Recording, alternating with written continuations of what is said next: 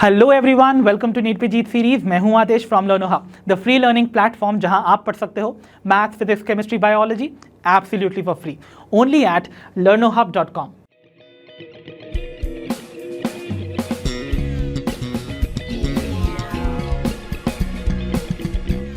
तो बच्चों, हमारा आज का सेशन हमारे चैप्टर सेक्सुअल रिप्रोडक्शन इन फ्लावरिंग प्लांट्स का ही आखिरी कॉन्सेप्ट एड ऑन सेशन है, जहां पर हम चैप्टर के रिमेनिंग कॉन्सेप्ट्स को डिटेल में कवर करने के बाद चैप्टर को करेंगे finish. So without wasting much time, let's get started.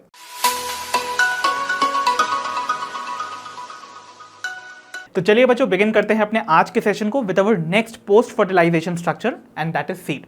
तो पिछले सेशन में आप सभी को याद होगा, हमने डिस्कस किए थे हमारे दो पोस्ट फर्टिलाइजेशन स्ट्रक्चर्स, यानी कि एम्ब्रायो को और एंडोस्पर्म को। याद है? सो हमने एंडोस्पर्म का डेवलपमेंट, एम्ब्रायो जानी पड़ी थी, तो वो तो कॉन्स्टिट्यूट करते हैं हमारे first two post fertilization structures. अब हम डिस्कस करेंगे सीड को। तो सीड बच्चों बनता है आफ्टर फर्टिलाइजेशन, जैसा कि आप सभी जानते हो। तो भाई एक सीड की आखिर एक प्रॉपर डेफिनेशन क्या है? तो as you know very well, आपका सीड रिप्रेजेंट करता है एक फर्टिलाइज्ड ओव्यूल को, इजंट इट? तो जो ओव्यूल फर्टिलाइजेशन के बाद आपको मेच्योर होता हुआ नजर आएगा, that would be called the seed. और ये जो फर्टिलाइज्ड ओव्यूल है, it is the final product of sexual reproduction.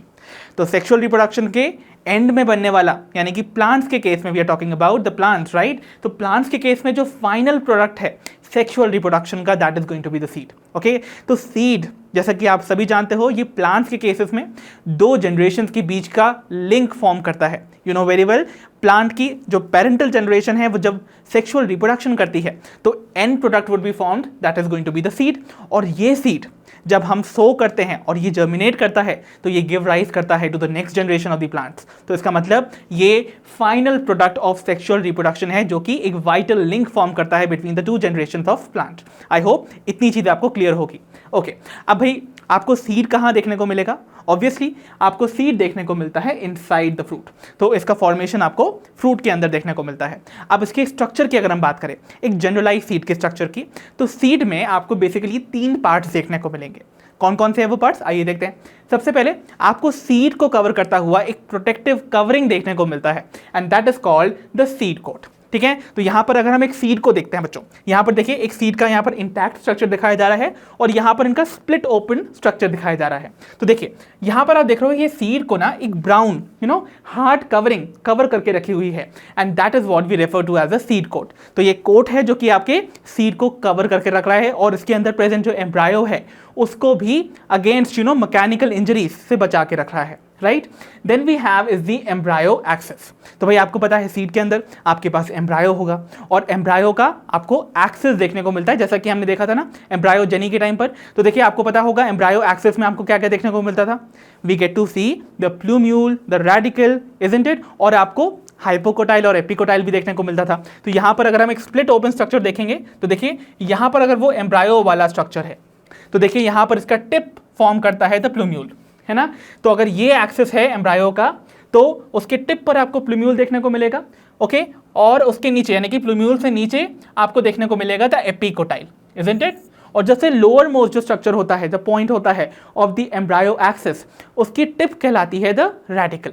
और रेडिकल और आपके जो पॉइंट ऑफ अटैचमेंट है रेडिकल का, या फिर आप कह सकते हो आपके कॉटिलेडन का विद द एम्ब्रियोनल एक्सिस, उसके बीच का जो रीजन होगा that is going to be called our hypocotyl. तो आपको हाइपोकोटाइल भी देखने को मिलेगा, इनफैक्ट रेडिकल भी देखने को मिलेगा, जो कि आगे जाके फॉर्म करता है द रूट सिस्टम।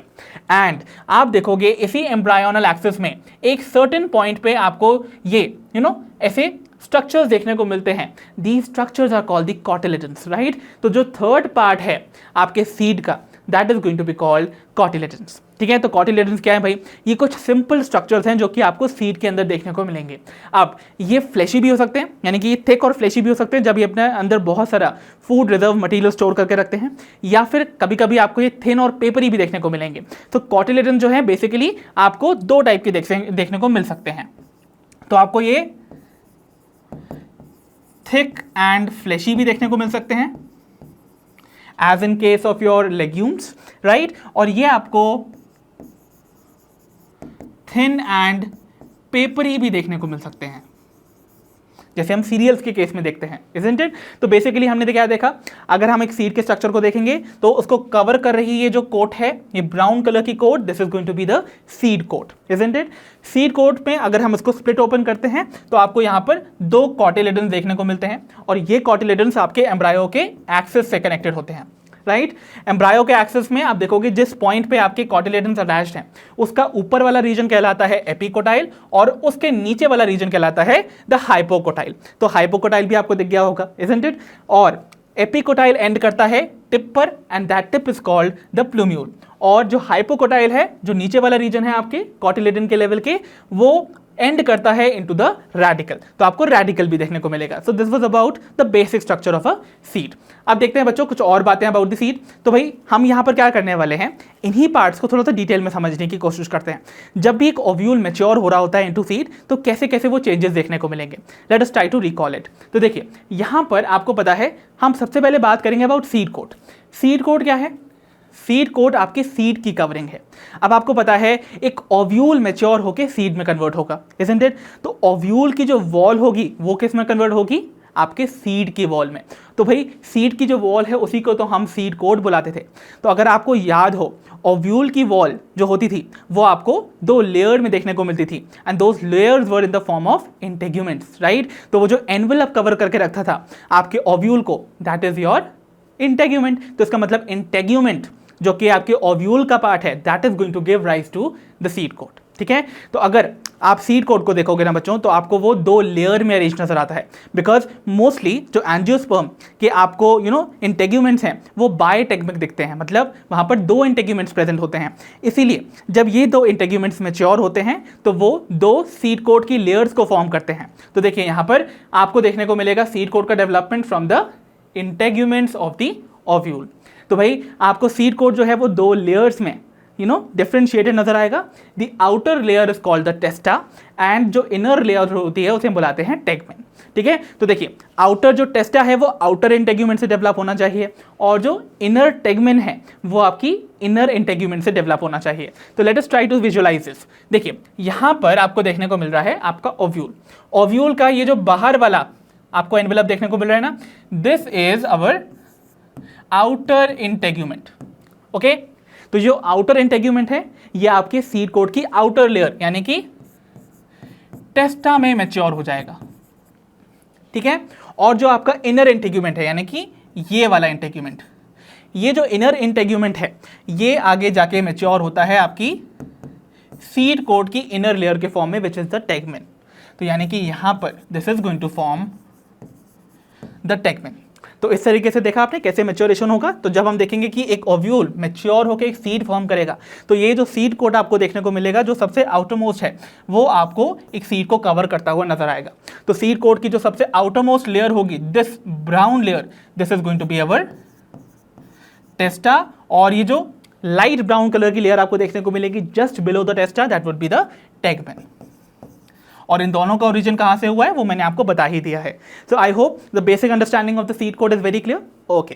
तो दी सीड कोट कैसे डेवलप हुआ? फ्रॉम द इंटेग्यूमेंट, मतलब इंटेग्यूमेंट का हमने ट्रांसफॉर्मेशन देखा इनटू द सीड कोट। अब हम देखते हैं कुछ और स्ट्रक्चर्स के चेंजेस। तो देखिए आपको पता है आपके ओव्यूल में आपको एक ऐसा रीजन भी देखने को मिलता था जहां पर इंटेग्यूमेंट्स एब्सेंट होते हैं। तो यहां पर ये ओव्यूल की बॉडी है ना, और यहाँ पर देखिए ओव्यूल की बॉडी जो है उसमें आप देखोगे ये जो इंटेग्यूमेंट्स हैं ये इस पॉइंट पर एब्सेंट है। तो ये रीजन क्या कहलाता था बच्चों? It is called the micropyle. तो ये जो रीजन है दिस वाज द माइक्रोपाइल, और ये जो माइक्रोपाइल है जब एक ओव्यूल मैच्योर होता है सीड में ये परसिस्ट करता है एज अ पोर ओनली, ठीक है? तो यानी कि ये जो माइक्रोपाइल है it remains as a small pore, और ये स्मॉल पोर जो है वो एंट्री देता है वाटर और ऑक्सीजन को ड्यूरिंग द सीड जर्मिनेशन। तो सीड जर्मिनेशन के टाइम पर आपको पता है सीड को जर्मिनेट करने के लिए ऑक्सीजन और वाटर दोनों की रिक्वायरमेंट होती है। तो आखिरकार ये वाटर और ऑक्सीजन सीड के अंदर एंटर कैसे करेगा? बिकॉज सीड तो ऑब्वियसली कवर्ड है बाय दिस सीड कोट, तो वो तो इतना हार्ड स्ट्रक्चर है उसके अंदर, तो आप देखोगे वाटर और एयर एंटर नहीं कर पाएगी ना। तो फॉर दैट पर्पस आप देखोगे वहां पर एक छोटा सा पोर देखने को मिलता है, and that small pour is the micropyle.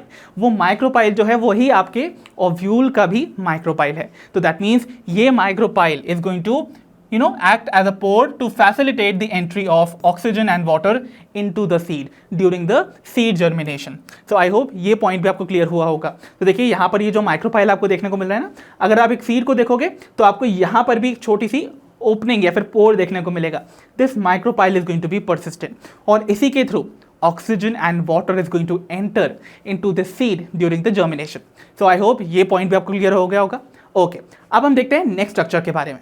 तो देखिए ओव्यूल के अंदर बच्चों आपको ओव्यूल की बॉडी में एक मास ऑफ पैरेन्काइमेटस सेल देखने को मिलता था जो कि न्यूट्रिटिव था. हेजिटेड. तो ये जो मास ऑफ पैरेन्काइमेटस सेल आपको यहाँ देखने को मिलता है, इसको हम क्या बुलाते थे, याद कीजिए, we used to call it the nucellus. तो ये जो पर्टिकुलर स्ट्रक्चर है, this is nothing but our nucellus.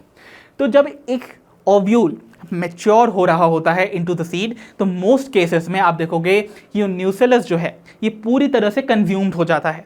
But कुछ ऐसे भी आपको मैच्योर सीड देखने को मिलेंगे जहां पर ये न्यूसेलस पूरी तरह से कंज्यूम नहीं होता है. isn't it? तो अगर ये पूरी तरह से कंज्यूम नहीं होगा तो ये आपको एक थिन लेयर के फॉर्म में ऐसे परसिस्ट करता हुआ नजर आएगा. So this thin membranes layer of the nucellus जो कि रिमेन रहती है even after the maturation of the seed, that is called the perisperm. तो ये जो स्ट्रक्चर यानी कि ये जो लेयर आपको देखने को मिल रही है, this layer would be called the perisperm.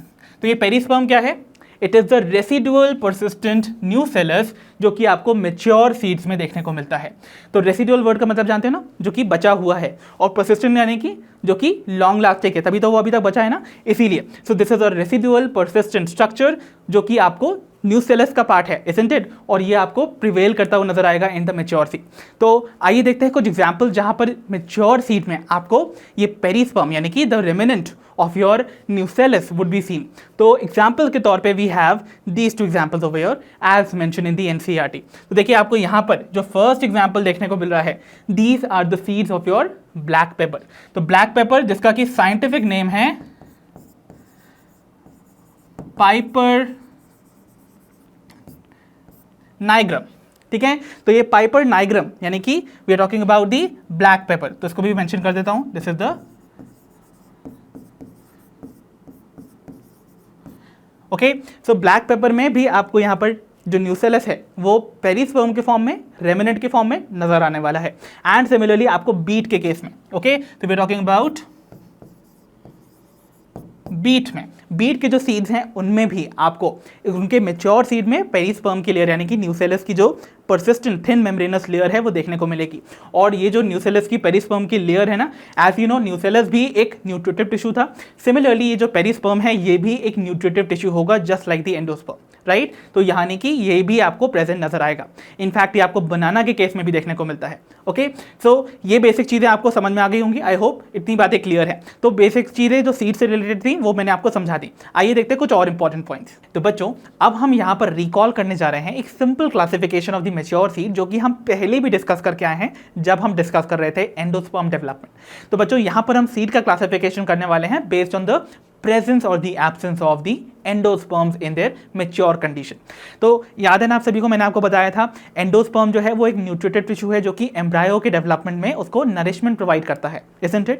तो भाई ऐसी कंडीशन आपको देखने को मिलती है ना जहां पर एम्ब्रायो के डेवलपमेंट में हो सकता है एम्ब्रायो पूरी तरह से जितना भी एंडोस्पर्म का रिजर्व फूड मटेरियल था उसको कंज्यूम कर ले. तो इसका मतलब आपका पूरा का पूरा जो एंडोस्पर्म है वो कंज्यूम्ड हो जाएगा ड्यूरिंग द एम्ब्रियो डेवलपमेंट. और ऐसे में जो मैच्योर सीड होगी उसके पास आपको एंडोस्पर्म देखने को नहीं मिलता है. तो ऐसे टाइप की सीड्स को हम क्या बुलाते हैं? We call them the non endospermic seeds, और इनको हम एक्स एल्ब्यूमिनस सीड्स भी बुलाते हैं. तो ऐसे सीड्स में जब इनका एंडोस्पर्म पूरी तरह से कंज्यूम हो जाएगा तो ऑब्वियसली इनको फूड रिजर्व तो चाहिए ना. आगे सीड का जब जर्मिनेशन होगा तो उसके लिए भी जब तक सीडलिंग जो है वो फोटोसिंथेसिस करना स्टार्ट नहीं कर देता है, ऐसे में उसको फूड रिजर्व चाहिए ना अपने आप को सस्टेन करने के लिए. तो ऐसे केसेस में यानी कि ऐसे सीड्स के केस में सिंस एंडोस्पर्म तो एब्सेंट है, यहाँ पर जो उनका रिजर्व फूड मटेरियल है वो आपको कॉटिलेडन्स के फॉर्म में स्टोर नजर आएगा. तो यानी कि यहाँ पर आप देखोगे cotyledons stores the food reserve. Right तो cotyledons are going to be the structure जिनके पास फूड रिजर्व रहेगा। इसीलिए जो आपको ऐसे प्लांट्स देखने को मिलेंगे ना जिनके पास आपको नॉन एंडोस्पर्मिक सीड देखने को मिलेगा, ऐसे प्लांट्स के पास जो कॉटिलेडन प्रेजेंट होते हैं they are thick as well as fleshy. इस बात को याद रखिएगा, ठीक है। तो इनके एग्जाम्पल्स आप याद कर सकते हो, मैंने आपको पहले भी बताए हुए हैं। इनके एग्जाम्पल्स आपको जनरली देखने को मिलेंगे द बीन्स, आपको पीज और पल्सेस जो देखने को मिलती हैं। तो देखिए बीन्स आपको जो यहाँ पर पी देखने को मिल रही है, ग्राउंडनट देखने को मिल रही है, even the pulses all of them जो कि लेग्यूम्स है मोस्टली, आपको उनमें नॉन एंडोस्पर्मिक सीड देखने को मिलेगा जिनके पास आपको थिक एंड फ्लैशी कॉटिलेडन्स देखने को मिलते हैं। सो इस केस में जैसा कि मैंने आपको बताया नॉन एंडोस्पर्मिक सीड के केस में जो रेसिडुअल एंडोस्पर्म है वो यहाँ पर देखने को नहीं मिलेगा, तो कोई भी एंडोस्पर्म बचा हुआ नहीं नजर आएगा इन द मैच्योर सीड। जब हम बात करते हैं दूसरे टाइप की सीड की, यानी कि कुछ ऐसे भी सीड्स हैं जिनके एम्ब्रायो डेवलपमेंट में पूरा एंडोस्पर्म कंज्यूम नहीं हुआ है, मतलब एम्ब्रायो ने अपनी ग्रोथ के टाइम पर पूरा एंडोस्पर्म का जो रिजर्व फूड मटेरियल है उसको कंज्यूम नहीं किया। तो ऐसे में क्या देखोगे, जो मैच्योर सीड होगा उसके पास एंडोस्पर्म प्रेजेंट होगा, और अगर एंडोस्पर्म प्रेजेंट है जो कि क्या है द न्यूट्रिटिव टिश्यू, तो आपको पहली चीज तो ऐसा सीड क्या कहलाएगा, we call it endospermic seed, और इसको हम एल्ब्यूमिनस सीड भी बुलाते हैं। तो सिंस यहाँ पर एंडोस्पर्म प्रेजेंट है इन द मैच्योर सीड, तो इसका मतलब यहाँ पर जो कॉटिलेडन्स हैं उनको ज़्यादा फूड रिजर्व स्टोर नहीं करना पड़ रहा है ना। तो इसका मतलब क्या हो रहा है, ऐसे वाले सीड्स में जो आपको कॉटिलेडन्स देखने को मिलेंगे they are not going to be thick and fleshy, बल्कि यहाँ पर जो कॉटिलेडन्स आपको देखने को मिलेंगे they are going to be thin and papery. So cotyledons are thin and papery, और ये मोस्टली आपको मोनोकॉट्स में यानी कि सीरियल्स में देखने को मिलता है। तो देखिए एंडोस्पर्म सिंस यहाँ पर आपको देखने को मिलेगा, तो देखिए part of the endosperm is going to be retained in the mature seed, और एग्जांपल्स में आपको यहाँ पर वीट देखने को मिल रहा है, राइस देखने को मिल रहा है, मेज देखने को मिल रहा है, राइट। इवन अगर हम देखें तो आपको कोकोनट याद होगा, कोकोनट में आपको दिख ही रहा है भाई ये जो व्हाइट कर्नल है इसका जो एडिबल पोर्शन है वो क्या रिप्रेजेंट करता है, it represents the cellular endosperm, right. तो इसका मतलब यहाँ पर सेल्यूलर एंडोस्पर्म दिख ही रहा है आपको मैच्योर सीड में। सिमिलरली इसमें जो कोकोनट वाटर प्रेजेंट होता है उसमें आपको न्यूक्लियर एंडोस्पर्म देखने को मिलता है, मतलब एंडोस्पर्म तो परसिस्ट कर रहा है ना। इसका मतलब क्या हुआ, ये वाला जो सीड होगा that is going to be endospermic. Similarly आप देखोगे यहाँ पर आपको मेज देखने को मिल रहा है, सिमिलरली यहाँ पर आपको कैस्टर सीड्स भी देखने को मिल रहे हैं, तो कैस्टर में भी आपको यहाँ पर एंडोस्पर्म देखने को मिलता है। तो इसका मतलब ये जो बेसिक क्लासिफिकेशन था मैंने आपको सिर्फ इसलिए रिकॉल कराया just to tell you the condition of the cotyledons. तो एंडोस्पर्मिक सीड अगर होगा, या फिर पहले बात करते हैं नॉन एंडोस्पर्मिक सीड का, तो नॉन एंडोस्पर्मिक सीड में एंडोस्पर्म नहीं है तो कॉटिलेडन फूड को रिजर्व करेगा, और ऐसे में वो थिक और फ्लैशी हो जाएगा। और अगर एंडोस्पर्म प्रेजेंट है इन द मैच्योर सीड तो मतलब उसको ज़्यादा फूड रिजर्व स्टोर करने की जरूरत नहीं है ना कॉटिलेडन में, इसीलिए कॉटिलेडन जो होंगे वो थिन एंड पेपरी होंगे। So I hope this basic classification of the seeds, mature seed basically on the basis of the presence और the absence of your endosperm is very clear. तो बच्चों अब हम टेकअप करने जा रहे हैं the structure of some common seeds. तो एनसीईआरटी में आपको 2 सीड्स के जो स्ट्रक्चर मेंशन है उनको मैंने यहाँ पर टेकअप किया हुआ है so that we can have a glance upon the basic structure of a seed. तो आपके सामने सबसे पहला जो सीड यहाँ पर मेंशन है that is the seed of onion. तो basically this is an onion seed. अब जो अनियन सीड है, पहली चीज बात करते हैं अनियन के बारे में। अनियन जिसका कि आप जानते हो the scientific name is Allium cepa, ठीक है। अब ये जो एलियम सेपा है बच्चों, एलियम सेपा बिलोंग करता है to the family Liliaceae, right. अब लिलिएसी को ये बिलोंग करता है, लिलिएसी को बिलोंग करता है तो लिलिएसी आप जानते हो ये एक मोनोकॉट फैमिली है, मतलब इसके सीड में आपको एक ही कॉटिलेडन देखने को मिलेगा। इतनी बात क्लियर है, ओके। तो यानी कि ये एक मोनोकॉट सीड है। अब जब हम इसका स्ट्रक्चर देखेंगे तो सबसे पहले आप जानते हो सीड को कवर करके रखती है एक सीड कोट। तो जो सीड कोट आपको देखने को मिल रहा है ना अनियन के सीड में, वो आपको वेवी अपीयर कर रहा है या फिर इररेगुलर सा अपीयर कर रहा है। ऐसा जो सीड कोट होता है उसे हम बुलाते हैं the wrinkle type of seed coat. तो यहाँ पर जो सीड कोट प्रेजेंट है that is wrinkle type.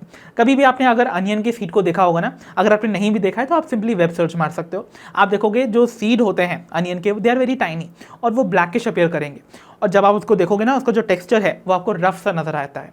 The reason is क्योंकि वहाँ पर वो ऐसे प्लम्प नहीं है बल्कि वो आपको रिंकल नजर आएगा। So it is going to possess a wrinkle seed coat, इस बात को याद रखिएगा। ठीक है, ओके। अब सीड कोट के अंदर आप जानते हो एम्ब्रायो प्रेजेंट होने वाला है, isn't it? और जो रिजर्व फूड मटेरियल है वो एंडोस्पर्म के पास प्रेजेंट होगा। तो यहाँ पर आपको ये एंडोस्पर्म भी देखने को मिल रहा है। तो देखिए जो एम्ब्रायो है ना आपका ऑफ द अनियन, एम्ब्रायो जो है वो देखिए कर्व्ड नजर आ रहा है। So this entire structure that you can see, this curved structure, it is the embryo itself. तो ये आपका embryo represent कर रहा है।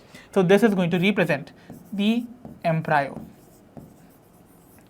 अब एम्ब्रायो प्रेजेंट है तो आपको पता है एम्ब्रायो के पास एक एम्ब्रायोनल एक्सेस होता है, राइट? तो देखिए यहाँ पर आप देखोगे जो एम्ब्रायोनल एक्सेस है वो कुछ इस तरीके से है, दैट इज ऑल्सो कर्व्ड, क्योंकि आपका जो एम्ब्रायो है वो भी कर्व्ड है, इसीलिए एम्ब्रायोनल एक्सेस भी कर्व्ड नजर आएगा, ठीक है।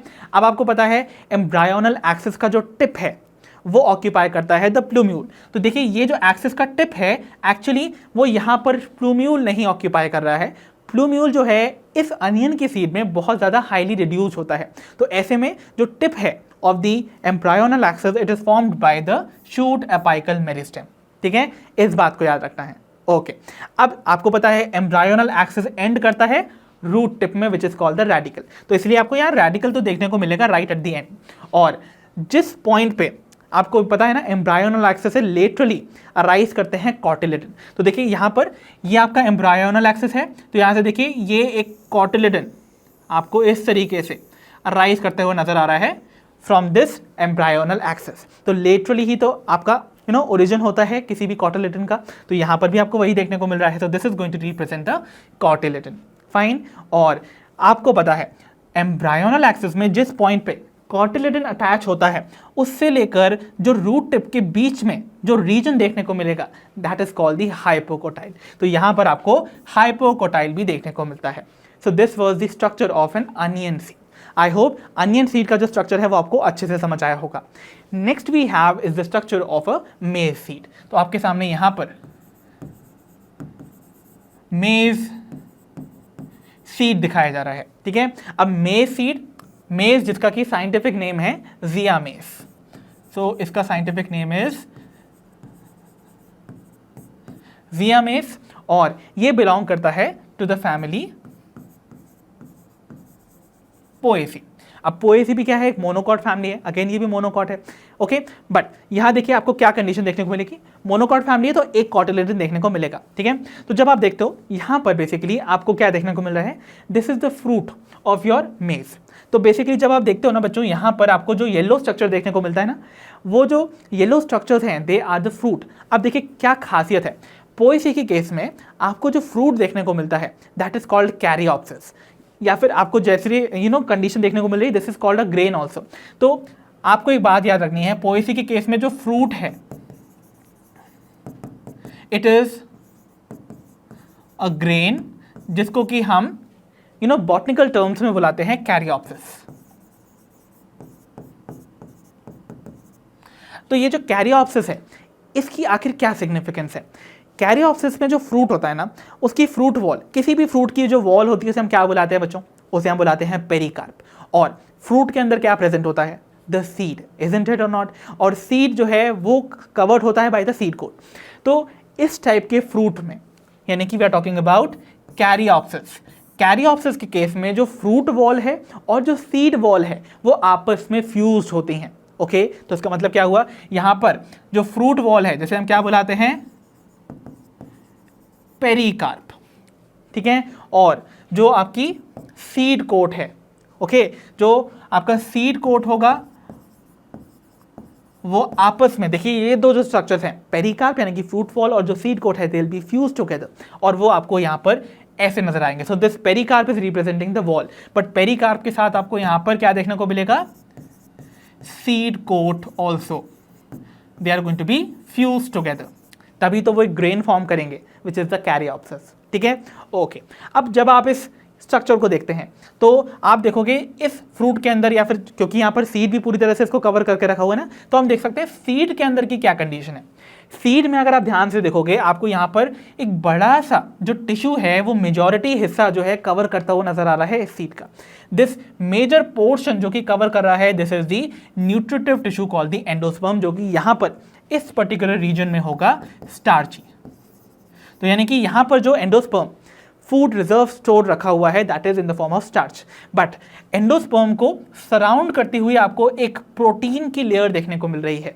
ओके, तो दिस प्रोटीनेशियस एंडोस्पर्म की लेयर जो आपको एंडोस्पर्म को कवर करके रख रही है, this is called aleurone layer.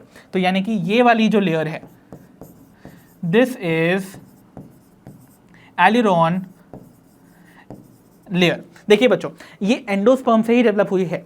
Endosperm का ही देखो, एंडोस्पर्म का जो नेचर होगा वही इसका भी नेचर होगा, बट एंडोस्पर्म का जो मेजॉरिटी पोर्शन है वो स्टार्ची है, बट उसको कवर कर रही जो आपको एक सिंगल लेयर देखने को मिल रही है, that is going to store proteins. और जो प्रोटीन को स्टोर करने वाली लेयर सराउंड कर रही है एंडोस्पर्म को, that would be called aleurone layer. ठीक है, तो this is going to be proteinaceous, इसका नेचर आपको याद रखना है।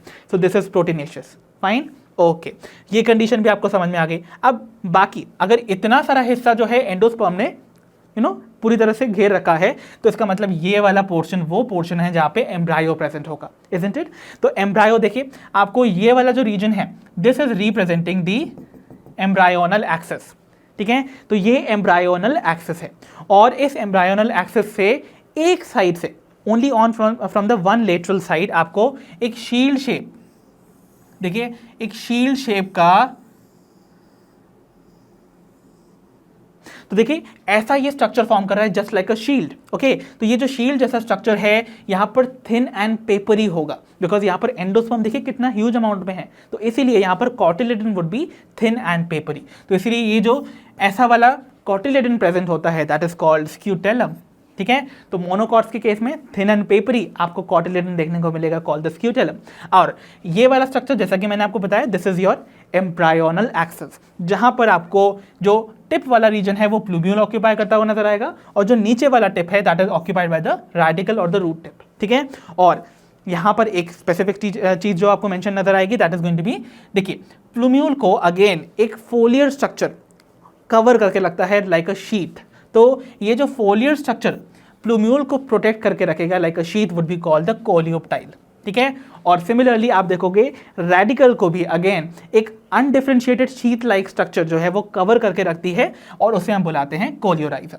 तो this was all about the structure of two simple seeds, जो कि आपको याद होने चाहिए, आपको पता होने चाहिए। ये आपको जनरलाइज्ड आइडिया दे देती है about the structure of a general seed. So I hope the structure of these two seeds are very clear. तो बच्चों, सीड से रिलेटेड एक और इंपॉर्टेंट इन्फॉर्मेशन जो कि आपको जाननी चाहिए, दैट इज जब भी सीड का मैच्योरेशन होता है, तो जब भी मैच्योरेशन का टाइम होगा ना, तो आप देखोगे सीड अपना considerable amount of water lose कर देता है। दैट मीन्स आपका जो सीड है इट अंडरगोज डिहाइड्रेशन, मतलब वो अपना पानी लूज कर देगा और वो रिलेटिवली पहले से ज़्यादा ड्राई हो जाएगा। So it becomes relatively dry. तो भाई इनिशियली जितना पानी एक सीड स्टोर करके रखा था ना, उसका केवल 10 से 15% पानी ही आपको eight the end of the seed maturation में देखने को मिलेगा। तो एक मैच्योर सीड पोजेस करता है only 10 to 15% of the moisture जो कि उसके पास ओरिजिनली प्रेजेंट था। Okay, so this 10 to 15% moisture by mass आपको एक मैच्योर सीड में देखने को मिलता है। ये बात क्लियर है? तो देखो पानी का जो कंटेंट है वो आपको कम होता हुआ नजर आया। तो अगर पानी कम हो जाएगा तो ऑब्वियसली उस सीड के अंदर प्रेजेंट जो एम्ब्रायो है उसको पानी नहीं मिलेगा। तो ऐसे में एम्ब्रायो की जो मेटाबॉलिक एक्टिविटीज थी ना वो भी स्लो डाउन हो जाती हैं। तो यहाँ पर क्या होने वाला है, the metabolic activities of the embryo is going to slow down. अब एम्ब्रायो की अगर मेटाबॉलिक एक्टिविटी कम हो जाएगी तो इसका मतलब क्या होगा, एम्ब्रायो जो है वो एक रेस्टिंग स्टेज में एंटर कर जाएगा, और उस रेस्टिंग स्टेज को हम बुलाते हैं डॉर्मेंसी। दैट मीन्स जो एम्ब्रायो है it may enter into dormancy due to this slowed down metabolic activity. Otherwise अगर हम इस पॉइंट पे हमारे सीड को प्रॉपर कंडीशंस दे दें जो कि फेवरेबल हैं फॉर जर्मिनेशन, तो आप देखोगे आपका सीड जर्मिनेट भी कर जाएगा, और it may germinate if the favourable conditions are available. तो यानी कि आपने क्या देखा, यहाँ पर इनिशियली जो सीड प्रेजेंट था वो क्या करने वाला है, अपॉन मैच्योरेशन ये अंडरगो करेगा डिहाइड्रेशन। मतलब ये आपको देखने को मिलेगा कि 85 to 90% वाटर जो है वो लूज कर देगा। इसके पास केवल 10 से 15% ही मॉइस्चर प्रेजेंट होगा। ऐसी कंडीशन में जब पानी कम होगा तो इसके अंदर प्रेजेंट एम्ब्रायो को पानी कम मिलेगा, उसकी मेटाबॉलिक एक्टिविटीज़ कम हो जाएंगी। मेटाबॉलिक एक्टिविटीज़ कम होंगी तो वो एक रेस्टिंग स्टेज में जा सकता है which is the stage of dormancy, या फिर वो उस टाइम पर अगर हम वो सारी कंडीशंस अवेलेबल करवा दें, यानी कि वाटर, ऑक्सीजन, टेम्परेचर की जो भी फेवरेबल कंडीशंस है फॉर जर्मिनेशन की, वो हम अगर अवेलेबल करा देते हैं तो आप देखोगे यही सीड जर्मिनेट भी कर जाएगा। तो ये स्टेज आपकी डॉर्मेंसी में भी एंटर कर सकता है एक सीड, या फिर आप देखोगे अगर फेवरेबल कंडीशन दी जाए तो वो जर्मिनेट भी कर जाएगा। तो this was the basic information that you must know about the seed. तो बच्चों अब हम डिस्कस करने वाले हैं हमारा next topic, that is the viability of seeds. तो बच्चों वायबिलिटी, जैसे कि हमने पोलन वायबिलिटी पढ़ी थी ना, यहाँ पर हम सीड वायबिलिटी भी पढ़ने वाले हैं।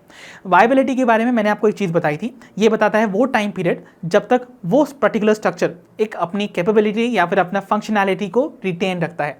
सिमिलरली सीड के केस में भी आप देखोगे ये वो टाइम पीरियड है जब तक आपका सीड अपनी जर्मिनेशन की कैपेसिटी को रिटेन रख सकता है।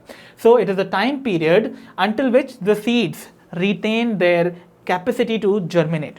ठीक है, क्योंकि आपको पता है सीड का काम क्या है, ये जो है जर्मिनेट करेंगे और फॉर्म करेंगे नया plantlet for the next generation, right. तो इसका मतलब सीड के पास जो कैपेसिटी है टू जर्मिनेट वो कितनी लंबी प्रिवेल कर सकती है, that is going to be the viability period of the seed. ठीक है, अब देखो बच्चों ये जो पीरियड ऑफ वायबिलिटी है इन केस ऑफ सीड्स ये वेरी कर सकता है from a few weeks to several thousand years. तो आइए देखते हैं कुछ एग्जाम्पल्स के तौर पे कि कितनी लंबी आपको ये पीरियड जो है वो परसिस्ट करता हुआ नजर आएगा अलग अलग प्लांट्स के केस में।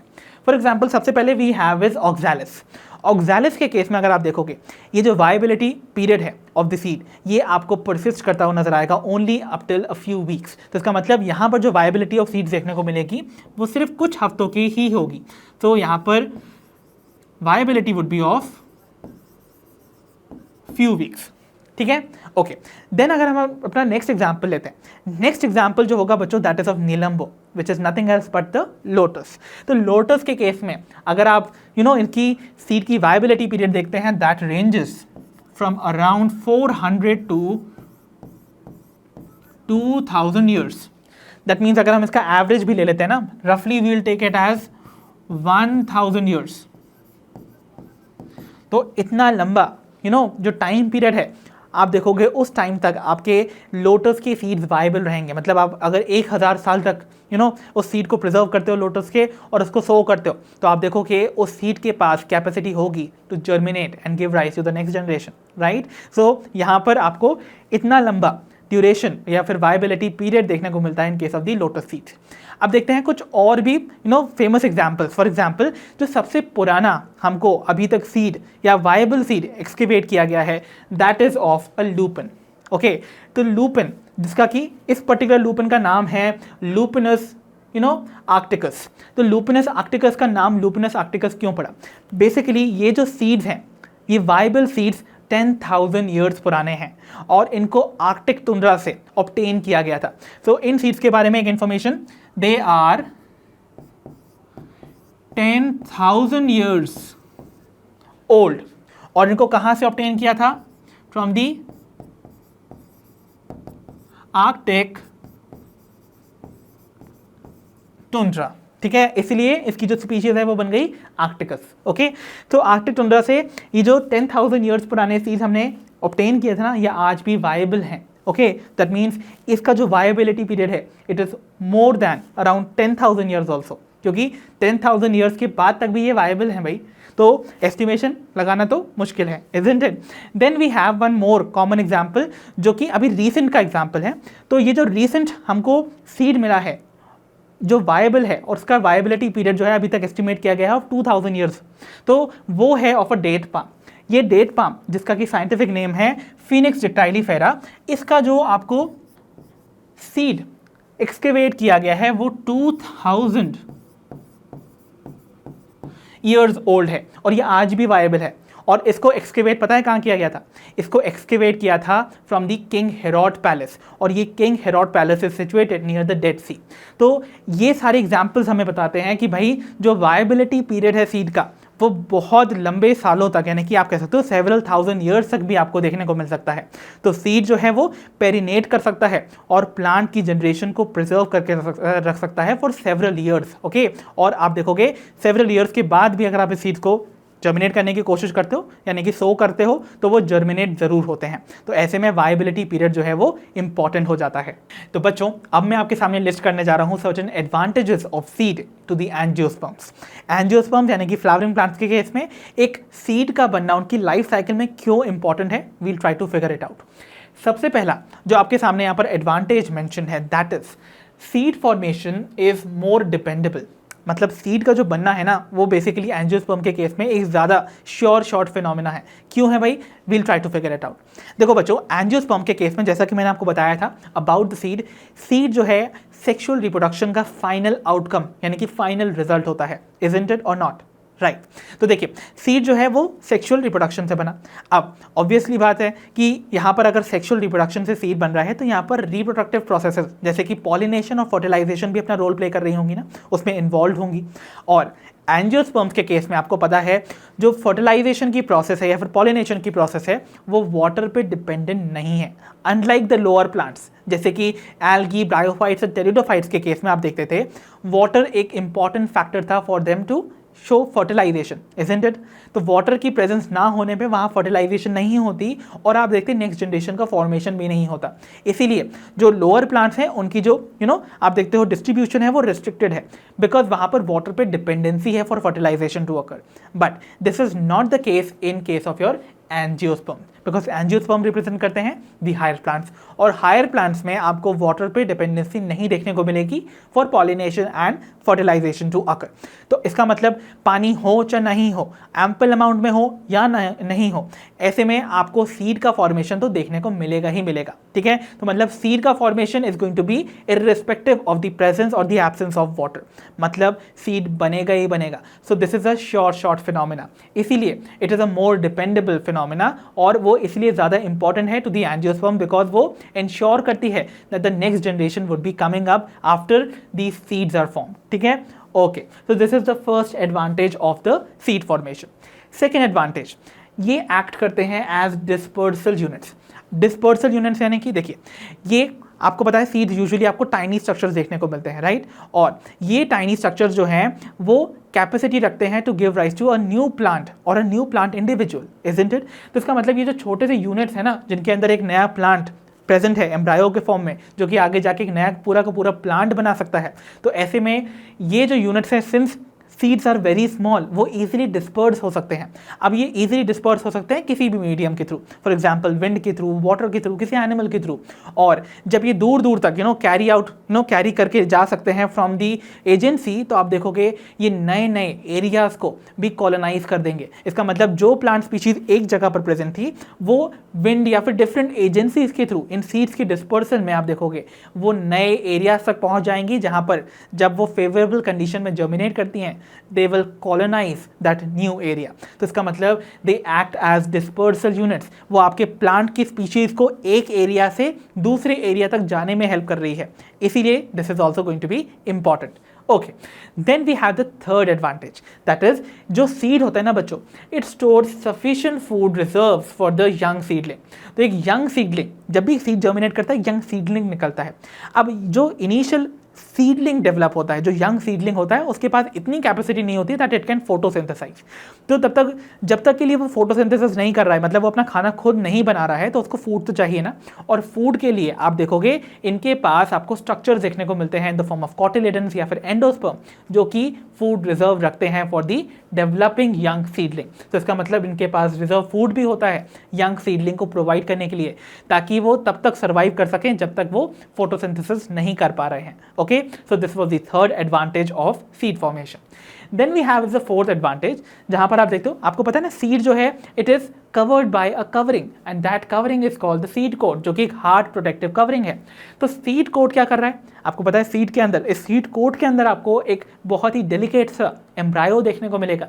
तो ये जो सीड कोट है ये प्रोटेक्ट करता है यंग एम्ब्रायो को अगेंस्ट एनी मैकेनिकल इंजरी। तो यहाँ पर जो आपको ये सीड कोट देखने को मिल रहा है ना, इसके अंदर आपको एक एम्ब्रायो देखने को मिल रहा है, तो ये इस एम्ब्रायो को ये हार्ड सीड कोट प्रोटेक्ट करके रखता है। So this is going to be another advantage of the seed formation. चलिए देखते हैं हमारा next advantage, that says seeds generate new genetic combinations leading to variations। तो जैसा कि मैंने आपको बताया सीड्स जो हैं they are the outcome of sexual reproduction.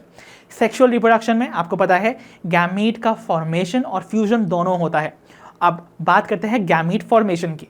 आपको पता है बच्चों गैमीट्स बनते हैं by the division called meiosis. तो इसका मतलब जब भी गैमीट का फॉर्मेशन होगा, तो देखिए मैं यहाँ पर मेंशन करते जा रहा हूँ, गैमीट फॉर्मेशन के लिए आपको क्या मिलेगी, मियोसिस। ठीक है। अब मियोसिस में अगर आपको याद होगा एक स्पेशल फिनोमिना होती है, दैट इज क्रॉसिंग ओवर। याद है आप सभी को? सो क्रॉसिंग ओवर की फिनोमिना आपको मियोसिस में देखने को मिलती ही मिलती है। और क्रॉसिंग ओवर में क्या होता है? जीन्स का एक्सचेंज, यानी कि there is going to be recombination of the genes. कैसे? By the exchange of genetic material between the, आपको याद होगा ना, the two non sister chromatids. Okay, तो नॉन सिस्टर क्रोमैटिड्स जो कि होमोलोगस क्रोमोसोम्स की होती है, उनके बीच में आपको exchange of material, genetic material देखने को मिलता है। That process is called crossing over. तो अगर कुछ पोर्शन एक्सचेंज हो जाएगा, जीन्स रिकम्बाइन हो जाएंगे, तो आपको मिलेगा डेवलपमेंट ऑफ रिकॉम्बिनेशन, जो कि लीड करता है टू वेरिएशंस। तो यानी कि crossing over give rise to variations. ठीक है, इसीलिए आपको नई वेराइटीज देखने को मिलती है in case of the sexual या सेक्सुअली रिप्रोड्यूसिंग ऑर्गेनिजम्स। तो इसीलिए they generate new genetic combinations leading to variations. ठीक है, एंड लास्ट एडवांटेज जो कि आपको सीड का देखने को मिलेगा to the angiosperms is they form the basis of agriculture. तो बच्चों ये एग्रीकल्चर का बेसिस भी बनते हैं, because you know very well, मैंने आपको बताया था जब भी सीड अंडरगो करता है मैच्योरेशन, तो वो कंसिडरेबल अमाउंट ऑफ वाटर को लूज कर देता है। That means it undergoes dehydration. और जब वो पानी लूज कर देता है, लगभग 85 to 90% पानी वो लूज करता है ना, तो वो पानी लूज करने के बाद इट बिकम्स क्वाइट, आप कह सकते हो ड्राई। अब ये ड्राई कंडीशन जो है वो क्या कर रही है? वाटर की स्कैरसिटी दे रही है टू द एम्ब्रायो। अंदर जो एम्ब्रायो है उसको पानी अगर कम मिलेगा तो वो क्या करने वाला है? अपनी मेटाबॉलिक एक्टिविटीज़ को स्लो डाउन कर देगा। मेटाबॉलिक एक्टिविटी स्लो डाउन हो जाती है, दैट मीन्स आपका जो सीड है या एम्ब्रायो है वो एंटर करने वाला है एक resting stage which is dormancy, right. तो ऐसे में अगर वो एक रेस्टिंग स्टेज में चला जाता है, that means the seed undergoes a resting stage, तो ऐसे में आप सीड को स्टोर करके रख सकते हो फॉर अ लॉन्गर पीरियड। और अगर सीड को हम स्टोर कर सकते हैं, दैट मीन्स जब भी हम सीड को स्टोर कर सकते हैं, दैट मीन्स हम उसका इस्तेमाल कर सकते हैं for the growing of the next crop in the next season. तो अगले सीजन में उसी पर्टिकुलर प्लांट के उन्हीं सीड्स को जो हमें प्रिजर्व करके रखा था अंडर द रेस्टिंग स्टेज, उसको हम वापस से फेवरेबल कंडीशंस प्रोवाइड करके जर्मिनेट करवा सकते हैं और अपनी क्रॉप को रीग्रो करवा सकते हैं नेक्स्ट सीजन में। तो इस तरीके से ये फॉर्म करता है the basis for the agriculture. सो इस तरीके से these were all the advantages जो कि आपको देखने को मिलते हैं of the seed formation in case of the angiosperms. I hope all these advantages of seed formation are very clear. तो चलिए बच्चों बिगिन करते हैं with our next post fertilization structure, that is fruit. Fruit के बारे में बच्चों आप बहुत अच्छे से जानते हो, फ्रूट डेवलप करता है एक फर्टिलाइज्ड ओवरी से। तो जब भी एक फर्टिलाइज्ड ओवरी आगे जाके राइपन करती है, मैच्योर करती है, इट फॉर्म्स द फ्रूट। और अगर ओवरी फ्रूट को फॉर्म कर रही है तो ओवरी की वॉल क्या फॉर्म करेगी? ऑब्वियसली फ्रूट की वॉल को, राइट। तो बेसिकली ओवरी मैच्योर होके फ्रूट बनाती है और ओवरी वॉल मैच्योर करके फ्रूट की वॉल बनाती है, जिसे हम एक स्पेसिफिक टर्म देते हैं पेरिकार्प। ठीक है, तो इस बात को याद रखना है। तो the very first point is telling you the same thing, ovary and the ovary wall matures into the fruit and fruit wall pericarp respectively. ठीक है, अब देखिए इस पेरिकार्प यानी कि फ्रूट की वॉल के नेचर के बेसिस पे हम फ्रूट को दो कैटेगरीज में डिवाइड करते हैं। One is a fleshy fruit and the other is a dry fruit. इस बात को याद रखिए।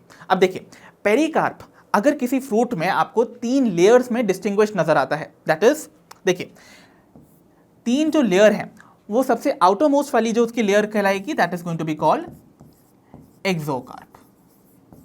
देन बीच वाली जो लेयर होगी दैट इज मीजोकार्प, और जो सबसे इनर मोस्ट लेयर होगी दैट इज एंडोकार्प। तो बच्चों अगर पेरिकार्प इन 3 लेयर्स में डिस्टिंग्विश्ड है, ऐसे फ्रूट को हम बुलाते हैं द फ्लैशी फ्रूट। ठीक है, तो फ्लैशी फ्रूट जो है उनके एग्जांपल्स आपके सामने यहाँ पर स्क्रीन पर सारे के सारे मेंशन्ड है। देखिए यहाँ पर we have the very first fruit जो मेंशन है दैट इज मैंगो। मैंगो के बाद we have is orange, and orange के बाद हमारे पास है गुआवा। तो यहां पर आपको जितने भी फ्रूट्स देखने को मिल रहे हैं, दीज फर्स्ट 3 फ्रूट्स जो आपके यहां पर स्क्रीन पर मेंशन हैं, they are all representing the fleshy fruits. अब कुछ ऐसे भी फ्रूट्स हैं जहां पर पेरिकार्प इन 3 लेयर्स में डिस्टिंग्विश नहीं है, यानी कि फ्रूट वॉल इन 3 लेयर्स में डिस्टिंग्विश नहीं है, तो ऐसे फ्रूट को हम बुलाएंगे the dry fruit.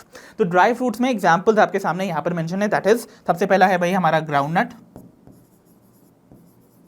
So we have the groundnut, and lastly यहां पर जो दूसरा मेंशन है दैट इज मस्टर्ड। ठीक है, तो ये सारे के सारे वो एग्जाम्पल्स हैं जो कि आपको फ्लैशी और ड्राई फ्रूट्स में डिस्टिंग्विश करते हैं। ओके, अब देखिए फ्रूट्स को हमने उनकी पेरिकार्प की नेचर के बेसिस पे तो क्लासीफाई कर दिया। अब डिपेंडिंग अपॉन कि देखिए आपको पता है ना फ्रूट के अंदर क्या प्रेजेंट होते हैं, द सीड, तो सीड के नंबर के बेसिस पे हम फ्रूट को अगेन क्लासीफाई कर सकते हैं। तो फ्रूट जो है दे can B single seeded also depending upon कि उनके पास एक सीड प्रेजेंट है, या फिर एक से ज्यादा अगर सीड होंगे they can be multi seeded also. Fine, तो देखिए सिंगल सीडेड फ्रूट के एग्जांपल आपके सामने यहां पर अगेन स्क्रीन पर मेंशन है। सिंगल सीड जहां पर मिलता है दैट इज सबसे पहले तो we have is the wheat, right, wheat के बाद we have the rice and mango, सबने खाया है, मैंगो में भी आपको यहां पर एक सिंगल सीड देखने को मिलता है ना, तो ये आपका जो है this is mango which is single seeded because इसके पास एक ही सीड प्रेजेंट है, दिस ना। ओके, देन अगर हम बात करें एक से ज्यादा सीड अगर किसी फ्रूट के अंदर प्रेजेंट हो तो उनके एग्जाम्पल कौन कौन से होंगे। देखिए सबसे पहले आपको यहां पर जो ऑर्किड के सीड्स होते हैं, देखिए ऑर्किड्स के जो सीड्स होते हैं वो देखिए कितने टाइनी होते हैं, और इन छोटे से फ्रूट में ये छोटे छोटे जो टाइनी से स्ट्रक्चर्स है ना, ये सीड्स को रिप्रेजेंट करेंगे, और ये सीड्स मल्टीपल अमाउंट में इनॉर्मस क्वांटिटी में प्रेजेंट होते हैं। तो इसका मतलब ऑर्किड्स के जो सीड्स होंगे they are going to be many. याद कीजिए मैंने आपको नंबर ऑफ ओव्यूल्स भी बताया था पहले जब हम पढ़ रहे थे हमारे मेगास्पोरेंजियम वालों को टॉपिक को, तो वहां पर मैंने बोला था मोर देन वन अगर ओव्यूल प्रेजेंट है, और आपको पता है ओव्यूल जो है वो मैच्योर करता है सीड में, तो जितने ज्यादा ओव्यूल्स प्रेजेंट होंगे उतनी ज्यादा सीड्स बनती हैं, राइट। तो इसका मतलब ऑर्किड्स के केस में हमें नंबर ऑफ ओव्यूल्स भी ज्यादा देखने को मिले थे, इसीलिए यहाँ पर मल्टी सीडेड कंडीशन देखने को मिल रही है, ठीक है। Then we have is another fruit जो कि आपका फिग है। ओके, तो फिग विच इज साइंटिफिकली इसका नाम हम बुलाते हैं एज फाइकस, जो कि रिप्रेजेंट कर रहा है फिग को, ठीक है। तो फिग के केस में आपको यहां पर देखिए इस छोटे से फ्रूट में आपको कितने सारे सीड देखने को मिल रहे हैं। So again this is also multi seeded fruit, right. Okay, then we have is papaya. Papaya को तो आप सभी जानते हो, सबने खाया भी है, बट किसी को इसके इतने सारे जो सीड्स प्रेजेंट होते हैं वो पसंद नहीं आते हैं, right. So papaya is going to be another example जो आपको मल्टी सीडेड कंडीशन को रिप्रेजेंट कर रहा है। Then we have is the watermelon, right. So watermelon में भी आपको यहां पर एक से ज्यादा सीड देखने को मिलती है, अगेन ये भी किसी को पसंद नहीं आती है ना। Then we have some parasitic plants. Parasitic plants में बच्चों जैसे कि फॉर एग्जांपल यहां पर जो रिप्रेजेंट किया जा रहा है ये जो पर्टिकुलर फ्रूट है this is of a parasitic plant called Orobanche. So this is Orobanche. Orobanche even इसी के साथ अगर मैं एक और पैरासिटिक प्लांट का नाम ले दूं दैट इज ट्राइगा। ये जो पर्टिकुलर दो प्लांट्स हैं बच्चों इन दोनों में आपको मल्टी सीडेड कंडीशन देखने को मिलेगी, बट दीज टू प्लांट्स आपको ऐसे भी याद रखना है that these two plants are parasitic. इस बात को याद रखिएगा। सो ये तो आपके डिफरेंट टाइप के फ्रूट्स हो गए बेस्ड अपॉन यहां पर नंबर ऑफ सीड्स। अब देखिए हम आगे ना फ्रूट के प्योर नेचर के बेसिस पे कि भाई वो डेवलप कैसे हो रहा है, उसकी डेवलपमेंट की वजह से उनको कैसे क्लासिफाई कर सकते हैं उसको स्टडी करने वाले हैं। So next would be the types of fruits based on their development. तो बच्चों अब हम डिस्कस करने वाले हैं the types of fruits based on their development. तो ये जो क्लासिफिकेशन आपको देखने को मिल रहा है ना this is based on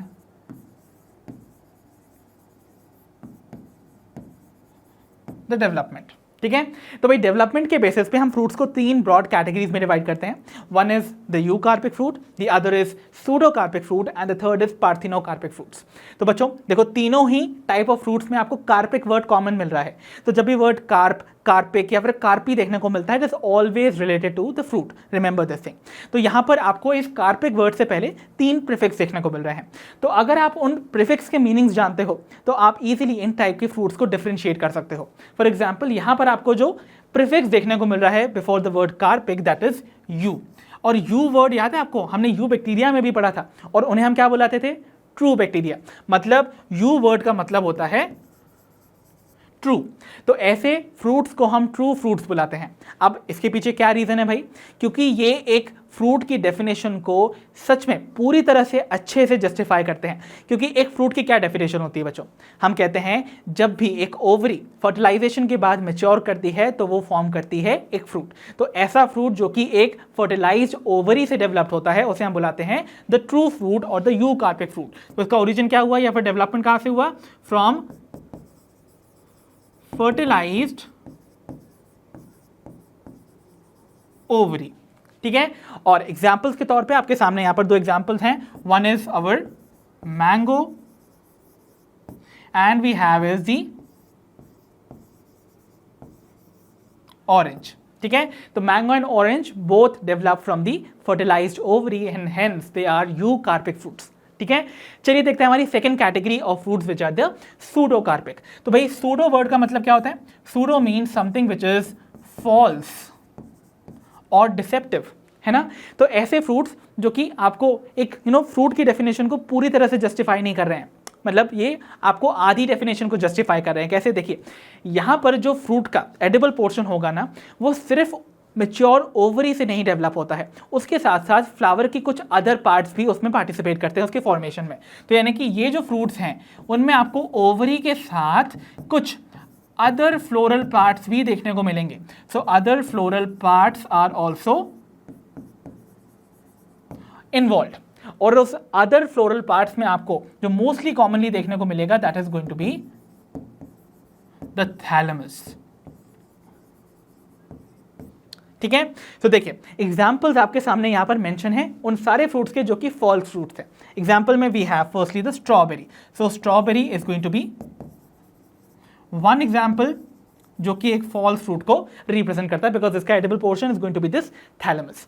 then अगर हम देखें यहां पर आपको apple, one of the classic example जो कि फॉल्स फ्रूट का देखने को मिलता है फ्रॉम द जूनियर क्लासेस। तो apple is also going to represent a false fruit because देखिए, ये जो वाइट एडिबल पोर्शन आपको देखने को मिलता है ना of the fruit that we eat, right, that is the thalamus. तो इसका मतलब ये जो एप्पल का एडिबल पोर्शन है दैट इज द थैलेमस, और यहां पर ये ओवरी आपको देखने को मिल रही है कंटेनिंग द सीड्स। ठीक है। तो इसका मतलब जो हिस्सा हम खाते हैं वो ओवरी नहीं है, वो थैलेमस है, इसीलिए ये एक फॉल्स फ्रूट है। सिमिलरली इज द केस जो कि आपको देखने को मिलता है in case of pair.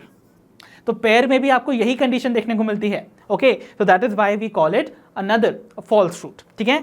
Then we have is the cashew. So cashew जो कि आप अच्छे से जानते हो भाई, कैशियो में आप देखते हो आपको देखने को मिलता है ये एक एडिबल सा पोर्शन, ये जो सॉफ्ट एडिबल सा पोर्शन जिसे हम हाइपोकार्प बुलाते हैं, this is also called cashew Apple. ठीक है। और ये जो एडिबल पोर्शन है this is representing the stock and the thalamus. तो इसका मतलब क्या हुआ? ये जो एडिबल पोर्शन है वो भी एक ओवरी का पार्ट नहीं है। जो ये वाला पोर्शन आपको देखने को मिलता है दिस इज द नट। ये नट है बच्चों, कैशियो नट, जिसके अंदर एक सीड प्रेजेंट होता है। ठीक है। सो यहां पर भी जो एडिबल पोर्शन है कैशियो का that is not the one which is derived from the ovary, बल्कि वो आपको फ्लोरल पार्ट जैसे कि थैलेमस से डिराइव करते हुए मिलता है, इसीलिए वो भी एक फॉल्स फ्रूट है। ठीक है। Okay, so I hope the concept of pseudocarpic fruits और the false fruit is very clear. Then we have the parthenocarpic fruits. देखो, parthenocarpic fruits are just opposite to that of the eucarpic fruits.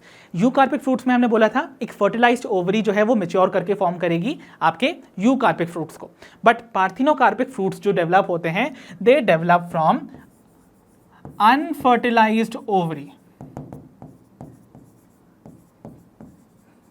और इसका best example आपके सामने यहीं पर mention है, that is